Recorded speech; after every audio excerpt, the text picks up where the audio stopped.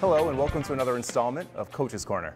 I'm your host, Matt Bisaccio, and today we're joined by the AMSA boys basketball coach, Joe Ciolino. Thank you very much, Coach, for hanging out with us. Thank you for having me. No, not a problem. First couple of questions, just going to try to get to know you a little bit. I want you to talk to us about how you grew up with youth athletics and how that transitioned into you becoming a coach. Absolutely, yeah. I grew up in the North Shore in Gloucester, played high school basketball for Gloucester High, and with many of people in my generation, we played sports all the time. So it's from dawn to dusk, it was either basketball, baseball, football, hockey, anything outside. So it was always a gravitation to try to do something. So went to Framingham State College, played intramurals there, won a couple intramural championships, and then settled in Marlboro, and then slowly got enthralled into coaching just by just being around the youth sports where the kids would start off playing soccer, you need to lend a helping hand. So then we went to Marlboro youth basketball, and there was an opening for one of the teams, and from there I started coaching, and I coached my son Nico and my daughter Anna all through Marlboro youth basketball. And so that kind of led up to, you know, a middle school job, and then coach JV, and ultimately here I am at AMSA, varsity coach. Now, you talking about when you were a kid, you used to play sports from dusk till dawn.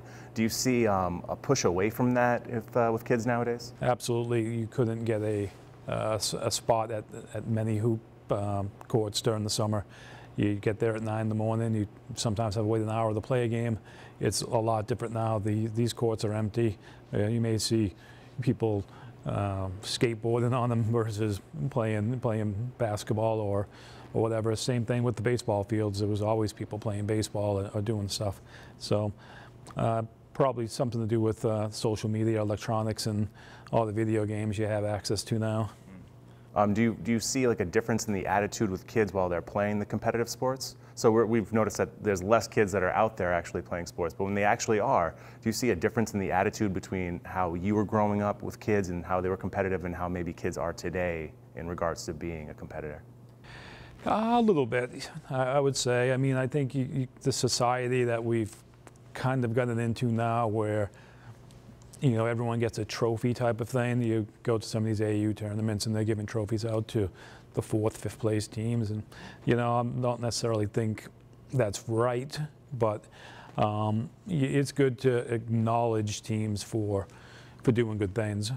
But on the flip side, I think it also, you know, encourages, it sets them up for a little bit of, you know, for a hard time accepting the failure.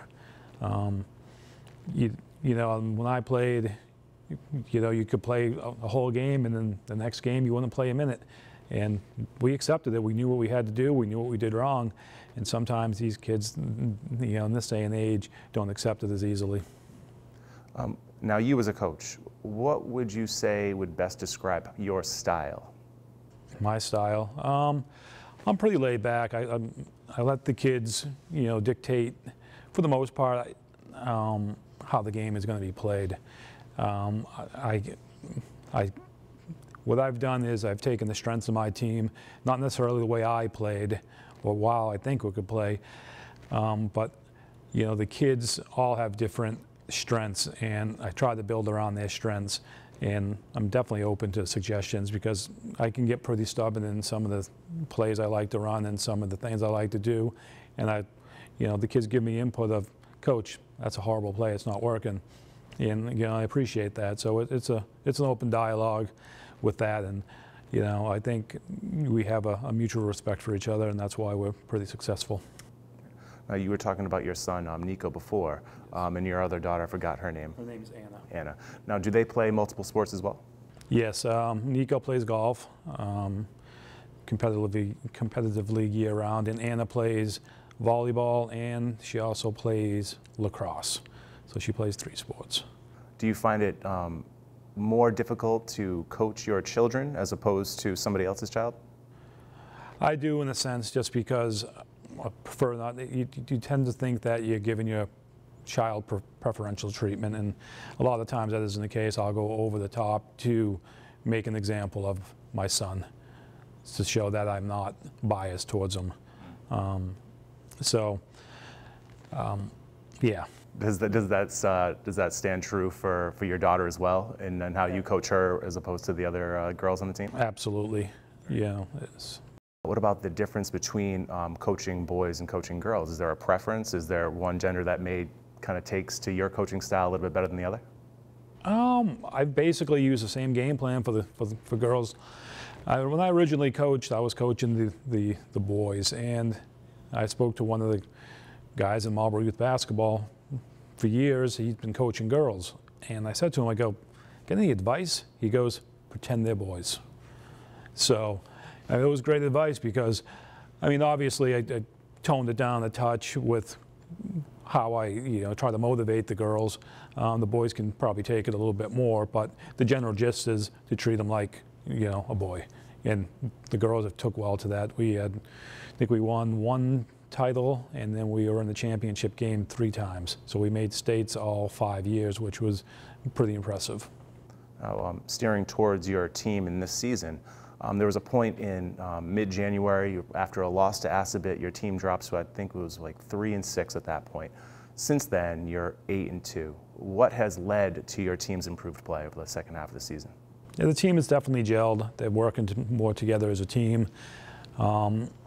In that stretch, we played the Colonial Athletic large schools, and those teams, definitely have a bigger enrollment, and they are very good teams. We played a lot of them tough, but it was always a 2-3 minute spell where we'd go bad, and we just couldn't recover from it. Then we went into the small schools where we were 8-0 undefeated. So we played the small schools, we played them well. And it's just kids gaining confidence. We work on certain things throughout practice, and then you start to see the benefits on the court. Then they start to get it. So I think that certainly helped. The kids working together and then realizing they can get some success, and I think they just fed off it. Do you feel as though there are disadvantages, or maybe in your opinion, advantages to coaching at a school like AMSA? Yeah, there's certainly some advantages, and you have a lot of kids that very smart, they're intelligent. You don't have to worry about them missing practices. Truthfully, the only time you really have to miss practice if they're getting extra help in school and stuff, which we encourage. That's one of the things I told the kids first is athletics, secondary to academics. So from there, the advantages, these kids are all hard-working kids. They understand what needs to be put in to be successful. We certainly do have some disadvantages as far as, our practice time goes, at gym time, and that just goes with the territory. And, sometimes drawing from a school that draws from 4, 5, 6, 3 core towns plus multiple other towns, it's hard to get a real good crowd at the game. So you definitely had a disadvantage if you went to a Marlboro game, there'd be 200-300 people there on a given day. You're lucky if you have 20 or 30 at the game. So, you don't have that home feel to it. So as far as disadvantages goes, that's probably the only one I can think of. Aside from your son, Nico, are there any other members of the team that you feel deserve some special recognition, especially as we draw towards the end of the season? Sure, we have 4 juniors on the team that start, and Nick Gopal, I've had him since youth basketball, and he definitely has grown into the role, but very, very good rebounder, plays hard, smart player. And we have a freshman, Zach Marquez, who's our leading scorer. He's averaging just over 15 points a game, and I think it's good for roughly like top 15 in Division IV in Central Mass, and he's 4th in the Cal. It's a heck of an accomplishment for a freshman. Absolutely, yeah. He's a very accomplished player. He's a smart player. He's unselfish. You wish you'd have 3 more of them. That's great. Well, we know that you'll be looking forward to, as most coaches are going to be looking forward to, is the seeding meeting that's going to be going on Friday. And good luck to you and your team the rest of the way. We look forward to seeing it. Absolutely. Thank you. Thank you for having me. That's going to wrap it up for this installment of Coach's Corner. We'll see you next time.